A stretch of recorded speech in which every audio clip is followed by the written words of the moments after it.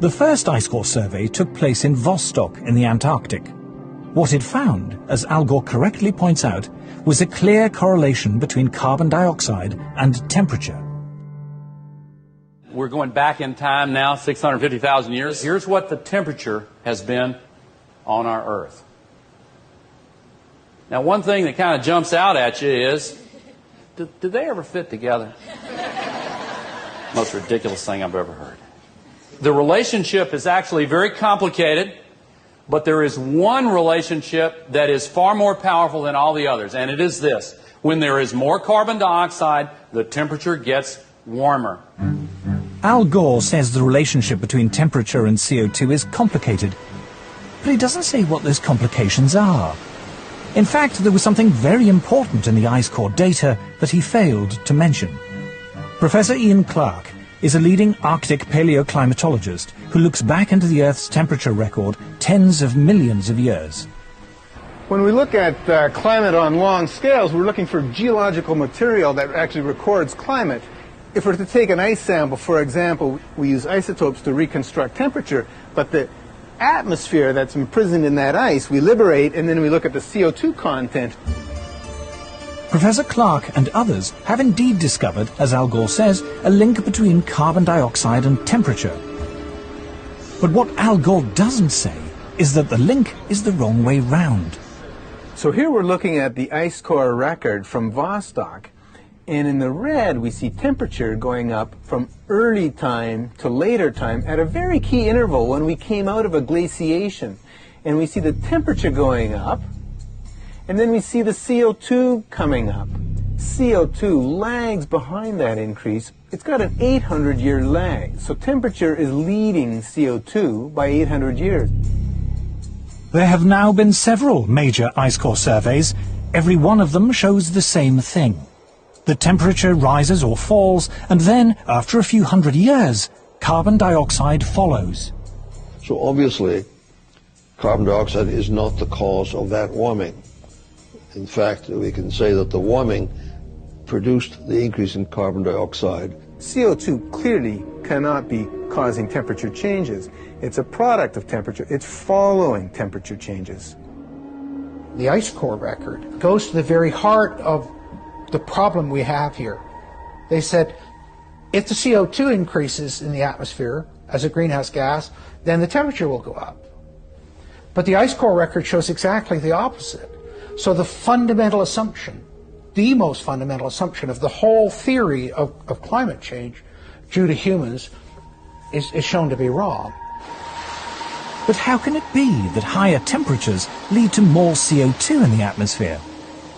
To understand this, we must first restate the obvious point that carbon dioxide is a natural gas produced by all living things. Few things annoy me more than to hear people talking about carbon dioxide as being a pollutant. You're made of carbon dioxide. I'm made of carbon dioxide. Carbon dioxide is how living things grow. What's more, humans are not the main source of carbon dioxide. Humans produce a small fraction in the single digits percentage-wise of the CO2 that is produced in the atmosphere. Volcanoes produce more CO2 each year than all the factories and cars and planes and other sources of man-made carbon dioxide put together. More still comes from animals and bacteria, which produce about 150 gigatons of CO2 each year, compared to a mere 6.5 gigatons from humans. An even larger source of CO2 is dying vegetation, from falling leaves, for example, in the autumn.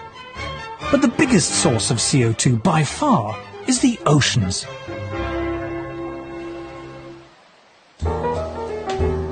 Carl Wunsch is Professor of Oceanography at MIT.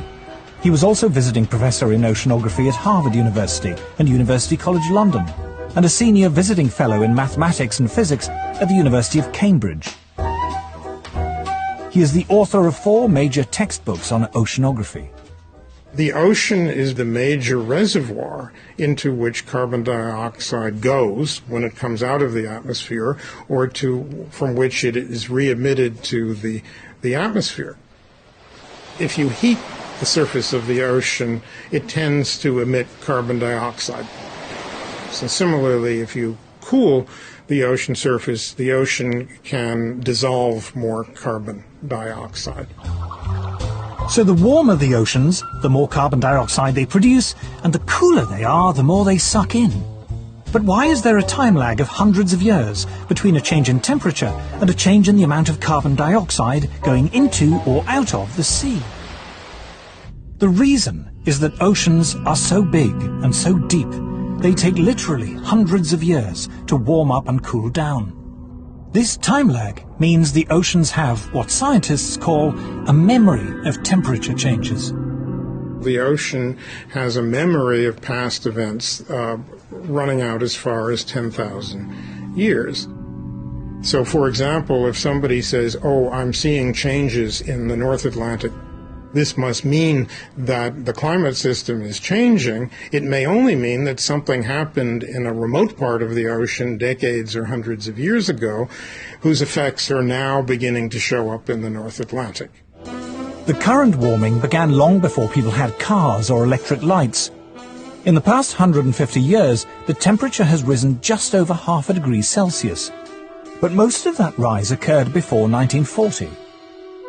Since that time, the temperature has fallen for 4 decades and risen for 3. There is no evidence at all from Earth's long climate history that carbon dioxide has ever determined global temperatures. But if CO2 doesn't drive Earth's climate, what does?